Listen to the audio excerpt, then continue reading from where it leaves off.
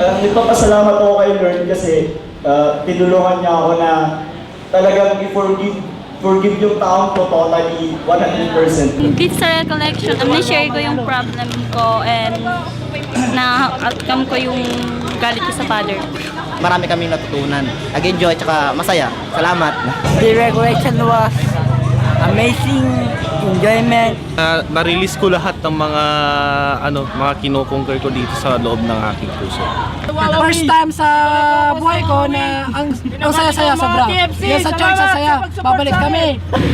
They would help them in their future. Very nakaka-touch, and then hindi siya boring as in. Talagang marami kang matutunan. Remember the line, past is past. Thank you, Lord. This is different, very interactive, masaya, and all our students really enjoyed. It has been a very fruitful recollection for our graduating students, and thank you to SFCC for making this a memorable event for them. Thank you very much. Not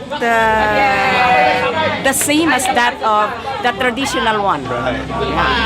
So may I congratulate, of course, the head of this Christian community together with the wife and including, of course, the staff.